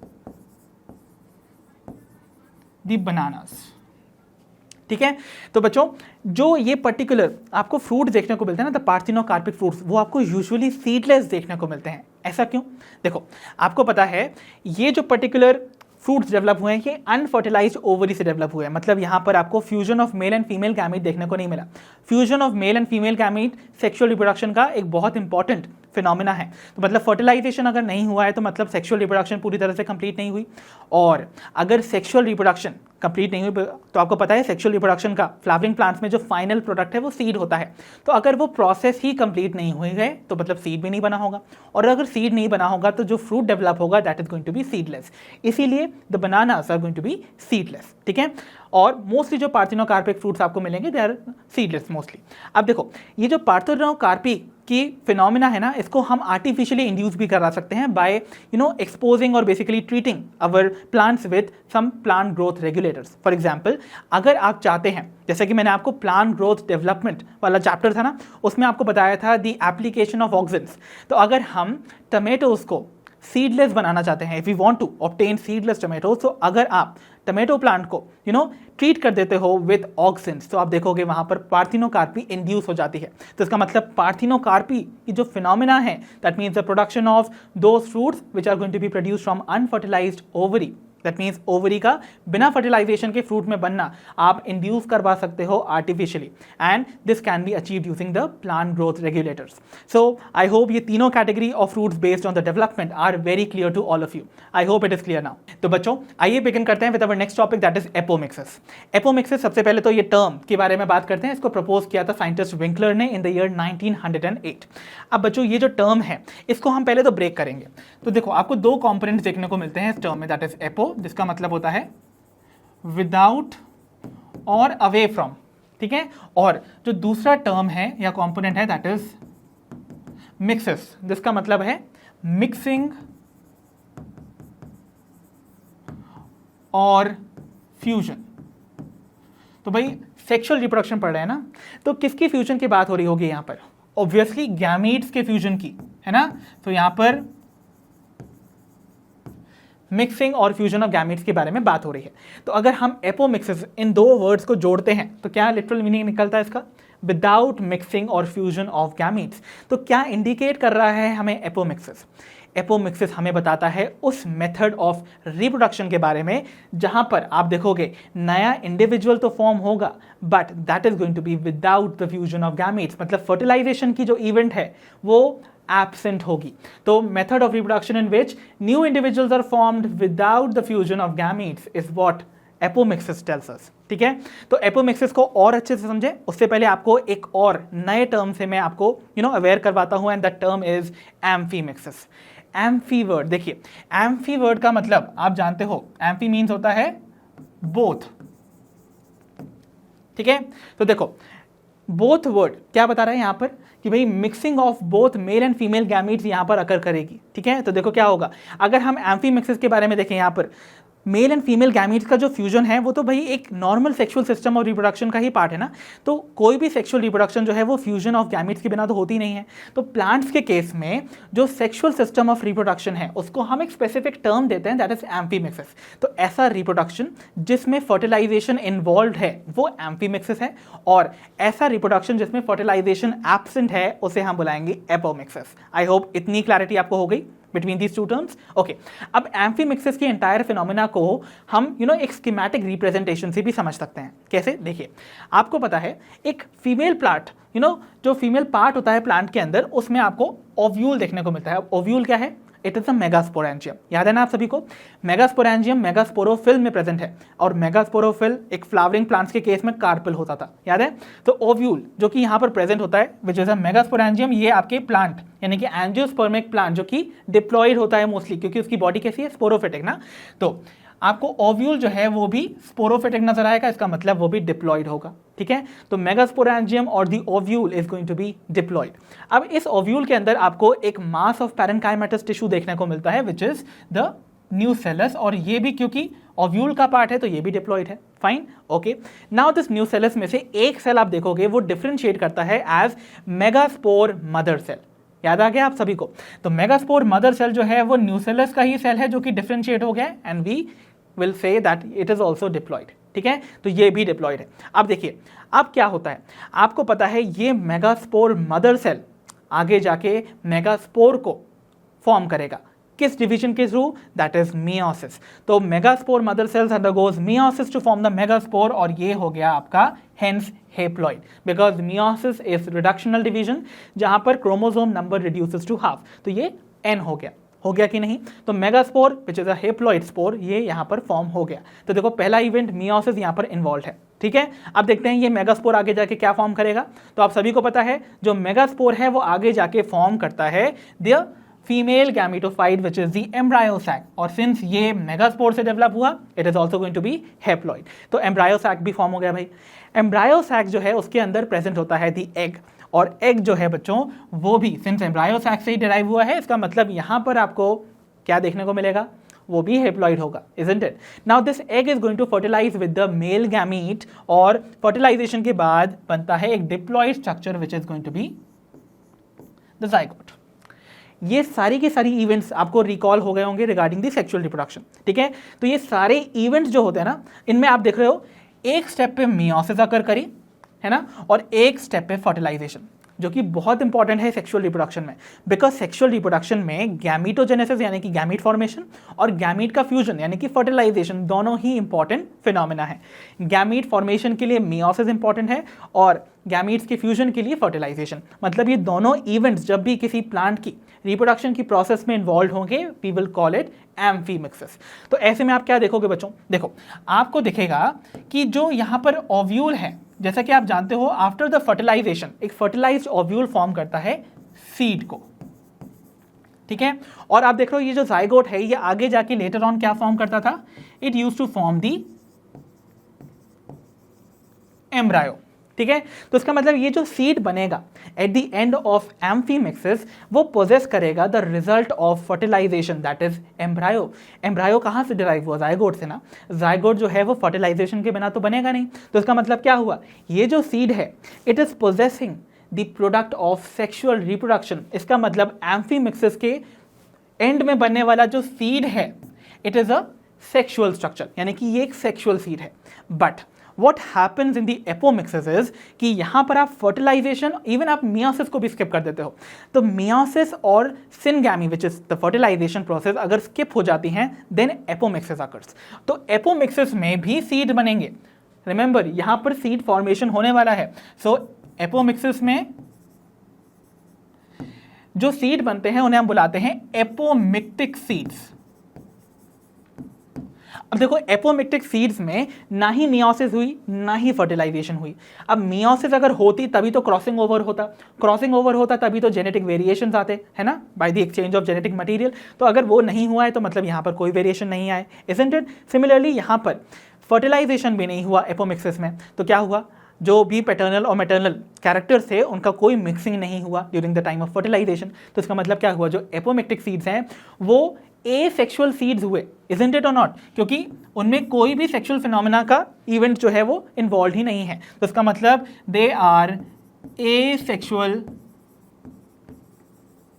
seeds. और अगर इनमें कोई वेरिएशन ही डेवलप नहीं हुए, रिमेंबर ये एसेक्सुअल सीड्स हैं, इसका मतलब इनमें कोई जेनेटिक वेरिएशन नहीं होगा। और अगर ये जेनेटिक वेरिएशन को डेवलप नहीं कर रहे हैं तो इसका मतलब they are going to be exactly identical to their parents, ठीक है? तो देखो एक चीज मैंने आपको बोली कि यहां पर भी सीड्स बनते हैं एपोमिक्सिस में but without meiosis and fertilization. तो देखो ये जो मोड ऑफ रिप्रोडक्शन है that is apomixis, it is just copying the mode of your amphimixis ना, क्योंकि एम्फीमिक्सिस का जो एंड रिजल्ट है that is a seed containing the embryo. और सिमिलरली आप देखोगे एपोमिक्सिस में भी एक सीड बनेगा कंटेनिंग द एम्ब्रायो, बट जो सीड आपको एम्फीमिक्सिस के एंड में बनता हुआ नजर आता है इट कंटेन्स द रिजल्ट और the final outcome of your sexual reproduction that is embryo. But यहाँ पर आपको जो सीड फॉर्म करते हुए नजर आएगा ना वो एक एसेक्सुअल सीड है, क्योंकि उसके अंदर जो एम्ब्रायो बन रहा है वो आपको फर्टिलाइजेशन की वजह से डेवलप होता हुआ नजर नहीं आएगा। इसीलिए आप देख रहे हो सिंस एपोमिक्सिस जो है वो वही स्ट्रक्चर फॉर्म कर रहा है जो एम्फीमिक्सिस में फॉर्म होता है, आप कह सकते हो the apomixis is basically going to mimic the amphimixis. तो इसका मतलब एपोमिक्सिस एक ऐसा मोड ऑफ रिप्रोडक्शन है जो कि मिमिक करता है सेक्सुअल रिप्रोडक्शन को, दैट इज एम्फीमिक्सिस को। So our next point would be mode, it is a mode of asexual reproduction that mimics और कॉपीज, कह सकते हो मिमिक करना मतलब कॉपी करना किसी को। So it copies the sexual reproduction का एंटायर स्कीम। ओके तो देखो मैंने आपको जैसा कि बताया सिंस ये एसेक्सुअल सीड्स हैं यहाँ पर कोई एक्सचेंज ऑफ जेनेटिक कैरेक्टर्स नहीं देखने को मिल रहा है। दैट मीन्स जो प्रोजेनी डेवलप होगी या जो population of progeny eight the end of apomixis आपको मिलती है वो एग्जैक्टली आइडेंटिकल होगी टू देयर पेरेंट्स। तो ऐसी जो प्रोजेनी होती है, सो जो प्रोजेनी ऑब्टेन्ड होगी eight the and would be called a clone. क्यों? क्योंकि ये जो क्लोन होते हैं ये अपने पेरेंट से both morphologically and genetically identical होते हैं, ठीक है। So they are identical to their parents in both morphology, मतलब एक्सटर्नल अपीयरेंस में भी एक से सेम दिखाई देंगे, और जेनेटिकली मतलब उनका जेनेटिक कॉम्पोजिशन जो होगा, जीन्स का कॉम्पोजिशन भी वो एग्जैक्टली सेम होगा लाइक देयर पेरेंटल जनरेशन। तो ये जो पॉपुलेशन आपको देखने को मिलेगी of progeny would be called clone, और इसका जो एक यूनिट होगा, single unit, would be called a ramet, ठीक है। So I hope the basic concept about apomixis is very clear to all of you. तो बच्चों अब हम डिस्कस करने वाले हैं हमारा next topic, that is the types of apomixis. तो अकॉर्डिंग टू साइंटिस्ट महेश्वरी 1950 में उन्होंने क्लासिफिकेशन दिया था एपोमिक्सिस का, और उन्होंने क्लासिफाई किया है एपोमिक्सिस को दो ब्रॉड कैटेगरीज में। One is called the recurrent apomixis and the other is called non recurrent apomixis, ठीक है। तो बच्चों रेकरेंट वर्ड का मतलब अगर आप जानते हो, लिटरली इट मीन्स समथिंग जो कि रिपीट करता है जनरेशन आफ्टर जनरेशन, ओके। और नॉन रेकरेंट का मतलब होता है जो कि रिपीट ना करे। तो भाई इनको ऐसा क्यों बोला गया है, इनको नाम ऐसे क्यों दिए गए हैं, उनको हम समझते हैं थोड़ी देर में। इससे पहले हम एक बेसिक कंडीशन दोनों में जान लेते हैं कि भाई क्या प्रेवलेंट है। तो देखो रेकरेंट के अंदर, यानी कि रेकरेंट एपोमिक्सिस के अंदर आपको एक डिप्लॉयड एम्ब्रायो फॉर्म होता हुआ नजर आएगा। मतलब एम्ब्रायो जो है वो फॉर्म हो रहा है बट वो डिप्लॉयड है। बट मैंने आपको तो बताया था एपोमिक्सिस के केस में फर्टिलाइजेशन होता नहीं है, अगर जायगोट ही नहीं बनेगा तो डिप्लॉयड एम्ब्रायो कहाँ से बन गया, इजंट इट। तो यानी कि ये जो कंडीशन आपको एम्ब्रायो को देखने को मिल रही है वो तो नॉर्मल कंडीशन है, बट ये आखिर आई कहाँ से। एक डिप्लॉयड एम्ब्रायो डेवलप तो हो रहा है बट वो फर्टिलाइजेशन के बिना कैसे बना। तो डिप्लॉयड एम्ब्रायो एक अनयूजुअल एम्ब्रायो सैक से डेवलप होता है जो कि डिप्लॉयड है। तो देखो आपका जो एम्ब्रायो सैक है ना, जो कि नॉर्मली हेप्लॉयड होता है, वो इधर पर डिप्लॉयड हो जाएगा।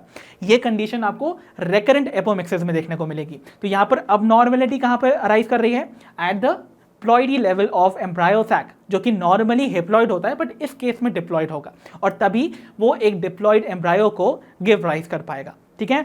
और उसके बाद अगर हम देखें नॉन रेकरेंट के केस में, तो नॉन रेकरेंट में जो आपको कंडीशन देखने को मिलेगी ना, वहां पर अब नॉर्मेलिटी आपको एम्ब्रायो की प्लॉइडी से रिलेटेड देखने को मिलेगी।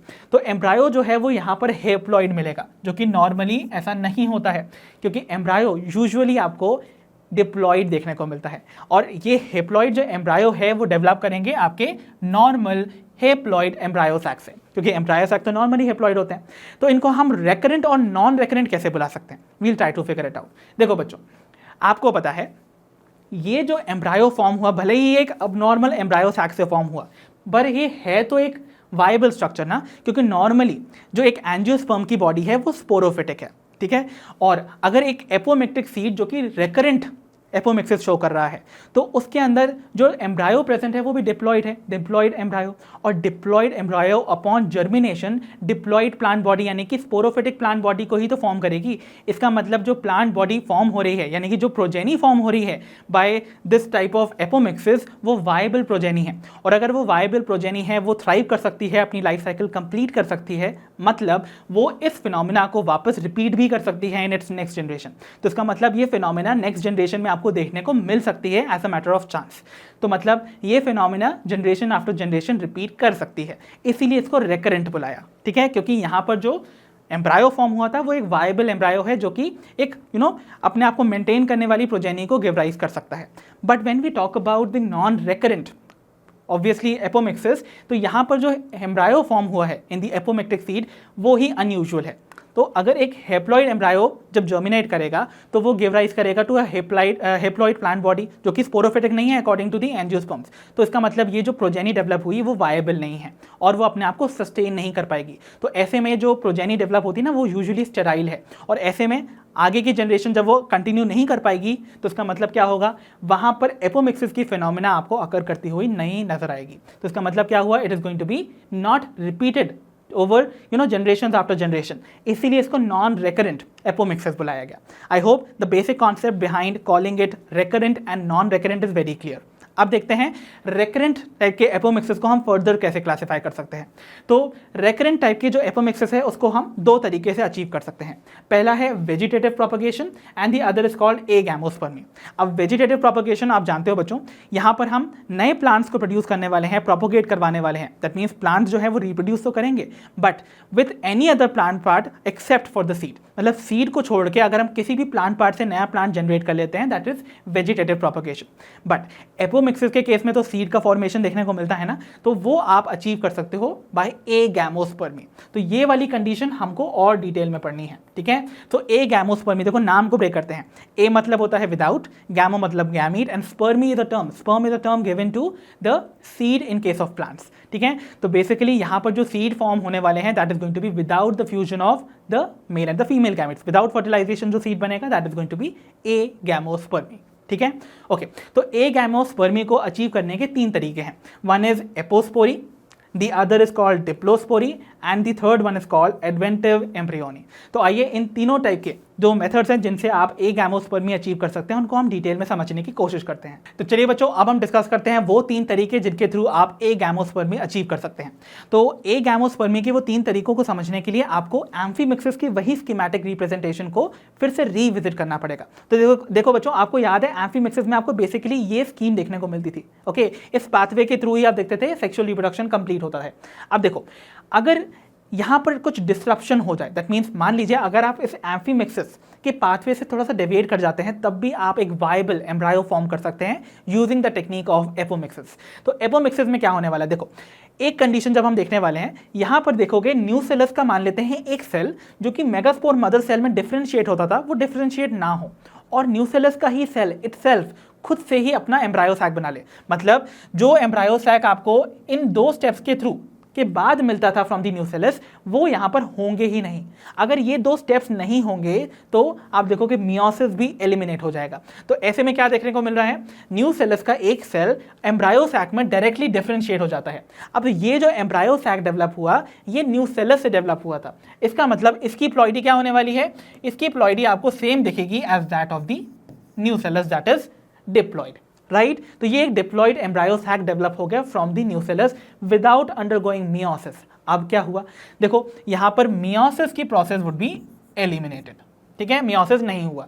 ओके, ये जो एम्ब्रायो सैक है ये डिप्लॉइड स्ट्रक्चर है। एम्ब्रायो सैक के अंदर प्रेजेंट होता है द एग, और ये जो एग प्रेजेंट होगा, सिंस ये एक डिप्लॉइड एम्ब्रायो सैक के अंदर है, इसका मतलब इसकी प्लॉइडी भी डिप्लॉइड होगी। दैट मीन्स ये भी एक डिप्लॉइड स्ट्रक्चर है। फाइन, नाउ दिस एग खुद ही देखिए, ये खुद ही डिप्लॉइड है, इसकी वही प्लॉइडी है जो कि एक जाइगोट की होती है आफ्टर फर्टिलाइजेशन। तो क्या हुआ, क्या इस एग को किसी फर्टिलाइजेशन की रिक्वायरमेंट है टू फॉर्म दी एम्ब्रायो? नहीं ना। आपको पता है ना, एक डिप्लॉइड जाइगोट फर्दर डिविजन करके एम्ब्रायो फॉर्म करता है, बट ये एग खुद में ही डिप्लॉइड है, तो इसका मतलब ये फर्दर डिविजन करके एम्ब्रायो को फॉर्म नहीं कर सकता क्या? ऑब्वियसली कर सकता है। तो ऐसे में ये जो एग है वो फॉर्म कर देगा एक एम्ब्रायो जो कि अगेन डिप्लॉइड होगा, बिकॉज वो एक डिप्लॉइड एग से डिराइव हुआ है। तो देखो आपने क्या देखा, इस एंटायर फिनोमेना में आपको एग भी ना वो डायरेक्टली एम्ब्रायो में कन्वर्ट होता हुआ नजर आया कि नहीं, है ना। तो देखो, जब भी आपको एम्ब्रायो का फॉर्मेशन एग से देखने को मिलेगा directly without undergoing fertilization, that means यहाँ पर फर्टिलाइजेशन की जो फिनोमेना है दैट हैज बीन स्किप्ड ना, इस स्टेप को या इस पर्टिकुलर प्रोसेस को हम एक स्पेसिफिक टर्म देते हैं, दैट इज कॉल्ड पार्थिनोजेनेसिस। तो यानी कि यहाँ पर आपको पार्थिनोजेनेसिस अकर करती हुई नजर आएगी, ठीक है। तो पार्थिनोजेनेसिस और पार्थिनोकार्पी में बच्चे बहुत कंफ्यूज होते हैं। देखो, ये है पार्थिनोजेनेसिस मतलब विदाउट फर्टिलाइजेशन एम्ब्रायो का जनरेशन, और वो है पार्थिनोकार्पी यानी कि विदाउट फर्टिलाइजेशन कार्पी यानी कि फ्रूट का फॉर्मेशन होना, राइट। तो ये पार्थिनोजेनेसिस को यहाँ पर रिप्रेजेंट कर रहा है। Now what we get to see is, अगर हम थोड़ा सा डेविएशन यहाँ पर देख रहे हैं, देखो यहाँ पर हमने क्या देखा, जो आपको एम्ब्रायो सैक फॉर्म होता हुआ नजर आया वो आपको डायरेक्टली एक ऐसे सेल से नजर आया, that is from the nucellus. तो ये न्यूसेलस मियोसिस तो अंडरगो किया ही नहीं ना, मतलब बिना मेगास्पोर, नॉर्मली आपको पता है एम्ब्रायो सैक मेगास्पोर से डेवलप होता है। सो अगर बिना स्पोर फॉर्मेशन के आपका एम्ब्रायो सैक फॉर्म हो जाता है, इस कंडीशन को हम टर्म देते हैं एज एपोस्पोरी। देखो, एपो मतलब होता है विदाउट, स्पोरी मतलब स्पोर फॉर्मेशन। तो बिना स्पोर फॉर्मेशन के अगर एम्ब्रायो सैक बन जाता है we call it apospory. Similarly अगर मैं यहाँ पर एक कंडीशन को थोड़ा सा और डेविएट कर दूं, मान लेते हैं न्यूसेलस के सेल को छोड़ के एक आपका मेगास्पोर जो मदर सेल है वो, जो कि आगे जाके मेगास्पोर बनाता और फर्दर एम्ब्रायो सैक बनाता, वही मेगास्पोर मदर सेल डायरेक्टली एक एम्ब्रायो सैक फॉर्म कर रहा है जो कि आगे जाके एक डिप्लॉइड एग और डिप्लॉइड एम्ब्रायो को फॉर्म करेगा इसी पाथवे के थ्रू। बट यहाँ पर जो ओरिजिन है आपके एम्ब्रायो सैक का वो न्यूसेलस ना होके आपका मेगास्पोर मदर सेल है। तो यानी कि एक डिप्लॉइड स्पोर सेल जो है वो आगे जाके क्या फॉर्म कर रहा है, एम्ब्रायो सैक को। इसीलिए इस फिनोमेना को हम बुलाते हैं डिप्लोस्पोरी, ठीक है, ओके, तो दिस इज डिप्लोस्पोरी। अच्छा, एपोस्पोरी का एक एग्जांपल मैं आपको बता दूं। एपोस्पोरी के बारे में जो एग्जांपल्स आपको आने चाहिए, फर्स्टली एपोस्पोरी आपको देखने को मिलती है इन केस ऑफ ग्रासेस, जैसे कि पोआ, जो कि फैमिली पोएसी को बिलोंग करती है, and in members of family Asteraceae, जैसा कि एनसीईआरटी में मेंशन है। तो एस्टेरेसी में भी एग्जांपल मैं आपको दे देता हूं, दैट इज हाइरेशियम, ठीक है। तो यहां पर आपको ये कंडीशन देखने को मिलेगी in these two particular plants. Now अगर मैं आपको एक कंडीशन और बताऊं, मान लेते हैं न्यूसेलस का एक cell without embryo sac formation directly embryo form कर लेता है, ये कंडीशन, तो इसको हम बुलाते हैं एडवेंटिव एम्ब्रायोनी, या फिर इसको हम स्पोरोफिटिक बडिंग भी बुलाते हैं, ठीक है। So these are the two terms given to this particular phenomena, ठीक है। तो इसमें क्या हो रहा है, देखो न्यूसेलस का सेल जो है वो डिप्लॉयड सेल एक डिप्लॉयड एम्ब्रायो को फॉर्म कर रहा है, विच इज गोइंग टू इसका बेस्ट एग्जांपल आपको कहां देखने को मिलेगा, this is seen in mango and citrus. तो इनके बेस्ट एग्जांपल्स आपको मैंगो और सिट्रस में देखने को मिलते हैं। तो ये वो तीन तरीके हैं, that is apospory, diplospory and sporophytic budding. देखो स्पोरोफिटिक बडिंग क्यों बुलाते हैं, यहां पर डायरेक्टली न्यूसेलस जो कि एक स्पोरोफिटिक सेल है, वो एक स्पोरोफिटिक यानी कि एम्ब्रायो को ही फॉर्म कर रहा है। तो एम्ब्रायो जो फॉर्म हो रहा है वो एक स्पोरोफिटिक सेल से फॉर्म हो रहा है without having formed any gametophytic structure, क्योंकि अगर ये न्यूसेलस आगे जाके आपको मेगास्पोर या एम्ब्रायोसैक फॉर्म करता तो वो गैमेटोफिटिक जनरेशन के सेल्स को रिप्रेजेंट करता, बट यहाँ तो कोई गैमेटोफिटिक सेल नहीं फॉर्म हुआ ना, इसलिए ये एक स्पोरोफिटिक बडिंग कहलाता है। एंड लास्टली एक और फिनोमिना जिसमें आप देखते हो कि आपका जो एग है, भले ही देखिए मियोसिस हो गया बट फर्टिलाइजेशन नहीं होगा, तो जो एग है आपका वो फॉर्म कर देगा एक हेप्लॉइड एम्ब्रायो को। तो ये जो एम्ब्रायो फॉर्म हुआ है from the egg directly, this is called haploid parthenogenesis. तो हेप्लॉइड पार्थिनोजेनेसिस में एग का फॉर्मेशन जस्ट आपको देखने को मिलेगा इनटू द एम्ब्रायो। तो एम्ब्रायो फॉर्म होगा directly from the egg and this is going to be haploid, hence we call it haploid parthenogenesis. So I hope the basic types of apomixis की जितने भी आपको टाइप्स बताए गए हैं and the ways by which you can achieve agamospermy is very clear to all of you. तो बच्चों significance of apomixis को स्टडी करने से पहले we'll try to figure out one more important term, that is polyembryony. देखो poly एम्ब्रायोनी, इस term को अगर हम ब्रेक करें, पॉली मीन्स होता है मोर देन वन और embryony means the presence of embryos. तो अगर एक सीड के अंदर आपको एक से ज्यादा एम्ब्रायो देखने को मिलते हैं, this condition is called polyembryony. I hope that is clear. तो बच्चों ये जो फिनोमिना है ना, इसको सबसे पहली बार ऑब्जर्व किया था सिट्रस सीड्स के अंदर एक साइंटिस्ट ने जिनका नाम आप बहुत पहले से जानते हो, that is Antony von Leeuwenhoek in the year 1719। So it was first observed bye Leeuwenhoek in citrus seeds, ठीक है। और ये आपको बहुत कॉमनली जिम्नोस्पर्म्स में देखने को मिलती है, ये phenomena of the poly embryony. And ये आपको ना एंजियोस्पर्म्स में भी कुछ प्लांट्स में देखने को मिलती है, जैसे कि we have orange, okay, then we have lemon and nicotiana. So I hope the basic concept about polyembryony is very clear. आइए बढ़ते हैं towards the significance of apomixis now. तो बच्चों अब हम डिस्कस करने वाले हैं the significance of apomixis. तो बच्चों apomixis के क्या सिग्निफिकेंस है उसको हम डील करते हैं। उससे पहले एक पॉइंट आपको पता ही है कि एपोमिक्सिस के केस में आपको कोई भी क्रॉस फर्टिलाइजेशन इवेंट देखने को नहीं मिलता है, मतलब आपको यहाँ पर कोई गैमीट्स का फ्यूजन देखने को नहीं मिलेगा। जब गैमीट्स फ्यूज ही नहीं करेंगे तो इसका मतलब वो पैटर्नल और मैटर्नल कैरेक्टरिस्टिक्स को मिक्स भी नहीं करेंगे, तो जो भी आपको प्रोजेनी देखने को मिलेगी वो एग्जैक्टली आइडेंटिकल होगी अपने पेरेंटल जनरेशन से, ओके। और ऐसी पॉपुलेशन ऑफ प्रोजेनी जो कि एग्जैक्टली आइडेंटिकल होती है मॉर्फोलॉजी में भी और जेनेटिक कॉम्पोजिशन में भी to their parents would be called the clone. तो ऐसे में आप इस प्रॉपर्टी ऑफ एपोमिक्सिस का इस्तेमाल कर सकते हैं to generate the crop varieties जो कि सुपीरियर क्वालिटीज़ की हैं। तो ऐसे में हम क्या करेंगे, देखो ऐसे में हम जो सुपीरियर क्रॉप्स होते हैं ना, उनके सीड्स को एपोमिक्टिक सीड्स में अगर कन्वर्ट कर लें तो हम उन क्रॉप्स की वो जो डिज़ायर्ड कैरेक्टर्स हैं उनको जनरेशन आफ्टर जनरेशन मेंटेन रख सकते हैं। तो इसका मतलब it helps us to retain the good characteristics of the crop plants. So this is one very important significance of your apomixis. Then the second जो आपका एप्लीकेशन कह सकते हो आप एपोमिक्सिस का, that is in the plant breeding industry. तो plant breeding industry में आप एपोमिक्सिस का इस्तेमाल करते हैं for the propagation of hybrid varieties. तो हाइब्रिड वैरायटीज़ जैसा कि आप सभी जानते हो, हाइब्रिड वैरायटीज़ आजकल बहुत ट्रेंडिंग में है। द रीज़न इज इनकी जो प्रोडक्टिविटी है that is very high, but इनके साथ दो ड्रॉबैक्स हैं। पहली चीज़, ये जो हाइब्रिड वैरायटीज़ के सीड्स हैं उनको हमें हर साल प्रोड्यूस करना पड़ता है, राइट। और दूसरी बात, इनके हाइब्रिड जो वैरायटी सीड्स का प्रोडक्शन है उसका कॉस्ट बहुत हाई है, तो फार्मर्स जो है वो मोस्टली अफोर्ड नहीं कर पाते उन सीड्स को बाय करना। तो ऐसे में अगर हम इन हाइब्रिड वैरायटीज़ के सीड्स को एपोमेक्टिक सीड्स में कन्वर्ट कर लें, देखिए क्या होता है एक्चुअली में, क्या होगा problem with hybrid variety seeds है, जैसा कि मैंने बताया कि इनको हर साल प्रोड्यूस क्यों करना पड़ता है उसको समझ लीजिए। मान लीजिए मैंने एक हाइब्रिड वैरायटी के सीड को लाया जिसमें मेरे वो सारे डिज़ायरेबल कैरेक्टर्स हैं जो मैं अपनी प्रोजेनी में चाहता हूँ। मैंने उस सीड को सो किया। Okay, what will happen now, this seed will germinate into the plant. तो हाइब्रिड वैरायटी का जो प्लांट है वो डेवलप होगा और वो अंडरगो करेगा सेक्सुअल रिप्रोडक्शन की फिनोमिना, जिसमें मियोसिस और फ्यूजन यानी कि फर्टिलाइजेशन की प्रोसेस अकर करेगी और सीड फॉर्म होगा eight the end of the sexual reproduction. तो जो सीड हमें मिला है ना, वो हाइब्रिड प्लांट से ही मिला है जिसको हमने पहले से डेवलप करवाया है। नाउ ये जो पर्टिकुलर प्लांट से मिलने वाला सीड है, क्योंकि इसने अंडरगो किया है मियोसिस, तो इसमें हो सकता है segregation of the desired characters. मतलब जो कैरेक्टर्स हमारे ओरिजिनल प्लांट में थे, मियोसिस होने की वजह से आप देखोगे वो सेग्रीगेट हो जाते हैं इनटू द गैमीट्स। तो ऐसे में क्या होगा, हो सकता है जो सीड्स हमको मिले उनमें वो डिज़ायरेबल कैरेक्टर्स प्रेजेंट ना हो जिसके लिए हमने उस पर्टिकुलर प्लांट को ग्रो किया था।